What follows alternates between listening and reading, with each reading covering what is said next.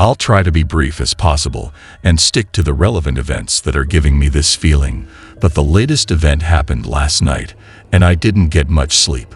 So apologies if I ramble or am unclear. My wife and I recently purchased our first home after the birth of our daughter. Everything was as you would expect. The first few months, painting, decor, eating, renovating, basking in our newfound slice of the American dream. You get the idea. Unusual things started happening several months ago. One day as I was getting home after work, I passed by a strange truck 2 or 3 houses down from ours.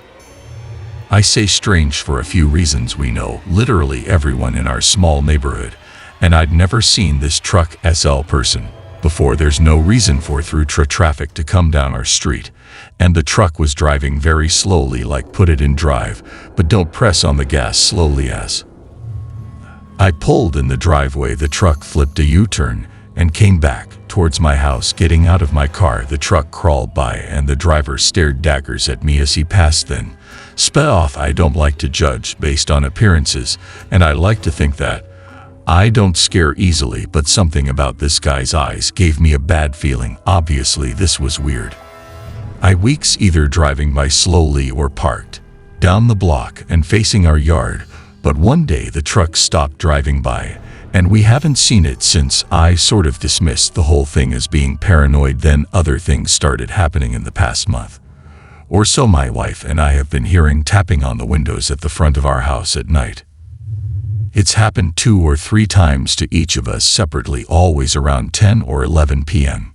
And always a soft but distinct tap, tap, tap, tap. It sounds like knocking with a single knuckle on the metal part of a screen door, if that makes sense. The first time that my wife and I heard the tapping together was last weekend. We were in the front room playing with our daughter around 9:30, just about to settle her down for bed. Our front room has a large, almost floor-to-ceiling window running the length of the wall next to the front door, which faces the street. We were all sitting on the floor with our backs to the window reading our daughter a book when we heard it tap, tap, tap, tap. Now our house is older. Creaks and cracks are not uncommon, but this sound was so distinctly intentional that my wife and I immediately looked at each other and bolted out of the room. I had my wife and daughter lock themselves in a back room while I turned on all the lights and did a sweep around the outside of the house. Of course, I didn't see anything and was ready to dismiss the whole thing as more paranoia over something that probably had an innocent explanation until last night around 9:45. We heard our daughter making noise in the baby monitor. I waited a few minutes to see if she would settle down, but when it became clear she wouldn't, I got up to put her back to sleep. The layout of the room is important to visualize this next part.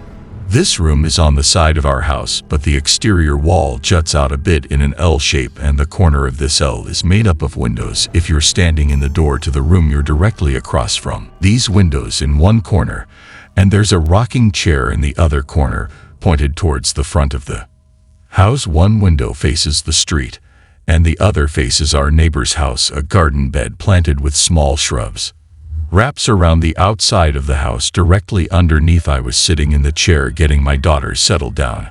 I had a lamp on, so the room was softly lit. Once she fell asleep, I stood up to put her in her crib when something caught my eye. There was a figure standing about a foot away from the window in the bare space between the shrubs and the house. They were staring at us.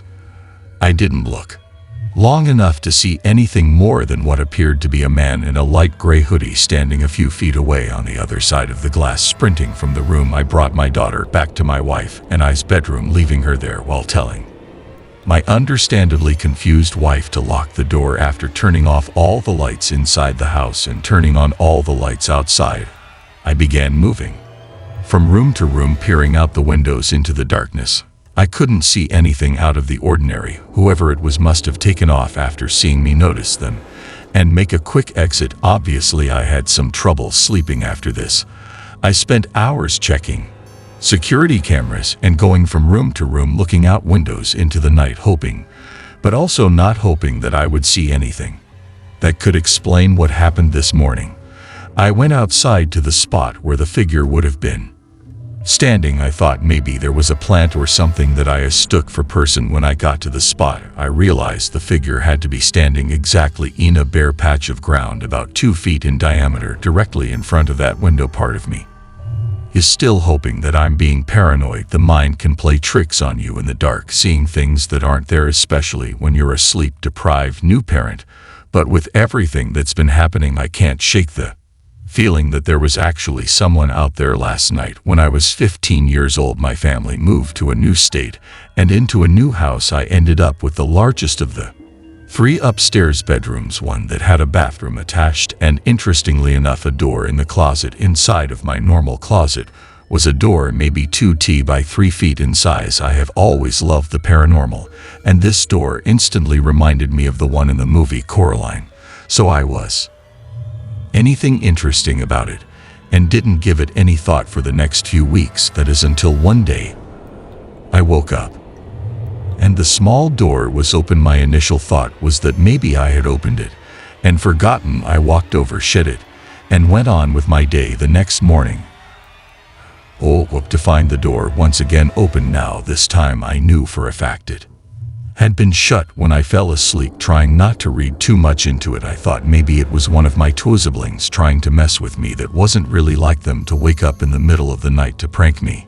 But I couldn't think of any other logical answer. I asked them both numerous times, and they were so uninterested that they simply said they had no idea what I was talking about. I even ended up scaring my little sister just from talking about it. That night, I decided to lock the door instead of just shutting it. When I went to do just that, I saw that the side of the knob that locks was not on the side of my closet, but on the inside of the attic room. I found this very strange, as the room couldn't really be used for anything besides storage, and if that was the case, it would make more sense to have the lock on the outside where it would be easily reached. Nevertheless, I locked the inside of the door and shut it. I gave it a hearty pull and wiggled to make sure it was actually locked, and it stayed put, confident that it was truly shut this time.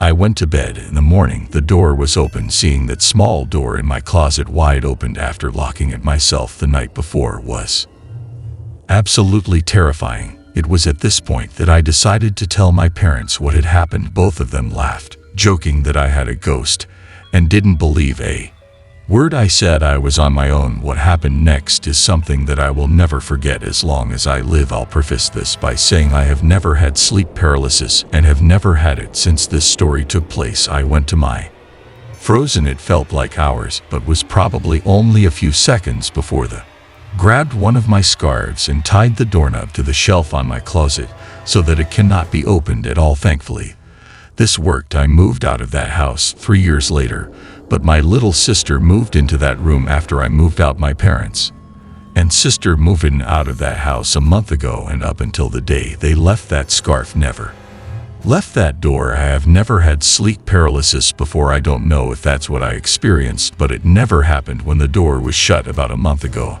I moved downtown into a new apartment with my boyfriend. It's been going great, and we loved having a smaller space together with our dog and cat. But recently, we've been having weird stuff happen. For reference, we are on the bottom level.